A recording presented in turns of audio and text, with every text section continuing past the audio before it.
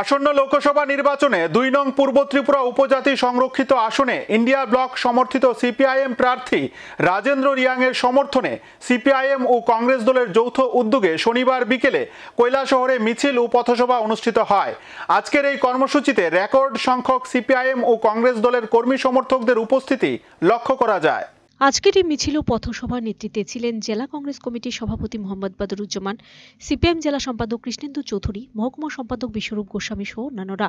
লোকসভা নির্বাচনের দিনক্ষণ ইতিমধ্যেই ঘোষণা করেছে নির্বাচন দপ্তর। দুদফায় রাজ্যে হবে লোকসভা নির্বাচন। পূর্ব ত্রিপুরা আসনে ২৬ এপ্রিল ও পশ্চিম ত্রিপুরা আসনে ১৯ এপ্রিল হবে লোকসভা নির্বাচন। আর এই নির্বাচনকে কেন্দ্র করে শাসক বিরোধী সবকটি রাজনৈতিক দল তাদের শক্তি প্রদর্শন করতে এবং নিজ নিজ প্রার্থীর সমর্থনে ইতিমধ্যেই ঝাঁপিয়েছে ময়দানে। নির্বাচনী প্রচারে শাসক দল ঝড় তুললেও পিছিয়ে নেই ইন্ডিয়া জোটের রাজনৈতিক দল কংগ্রেস ও সিপিআইএম। আসন্ন লোকসভা নির্বাচনে ২ নং ত্রিপুরা উপজাতি সংরক্ষিত আসনে ইন্ডিয়া ব্লক সমর্থিত সিপিআইএম প্রার্থী রাজেন্দ্র রিয়াংয়ের সমর্থনে শনিবার বিকেলে কৈলাসহরে প্রচার মিছিল ও সভা অনুষ্ঠিত হয়।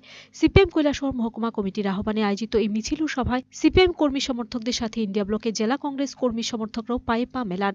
শনিবার বিকেলে মিছিলটি প্রথমে সিপিআইএম কৈলাসহর মহকুমা কমিটির অফিস কার্যালয়ের সামনে থেকে বের হয়ে শহরের নেতাজি কর্নার পুর পরিষদ, জেলা কংগ্রেস ভবন, আরজিএম হাসপাতাল, পানি চৌকি বাজার, ছাত্র যুব ভবন হয়ে পুনরায় পুর পরিষদের সামনে রাস্তার পাশে জমায়েতে অংশ নেয়। বক্তার আলোচনায় দেশের সংবিধান, গণতন্ত্র ও ধর্মনিরপেক্ষতা রক্ষায় ইন্ডিয়া ব্লক সমর্থিত সিপিএম প্রার্থী রাজেন্দ্র রিয়াংকে বিপুল ভোটে জয়ী করার আহ্বান জানান।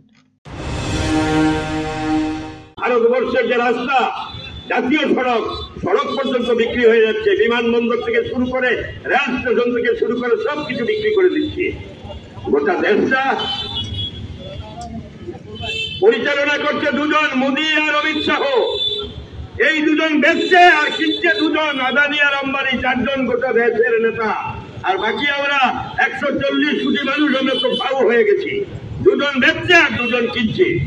এরকম অবস্থায় দাঁড়িয়ে দেশ বাঁচানোর এই শপথ দেশের ২৭টি রাজনৈতিক দল ঐক্যবদ্ধভাবে নিয়েছেন।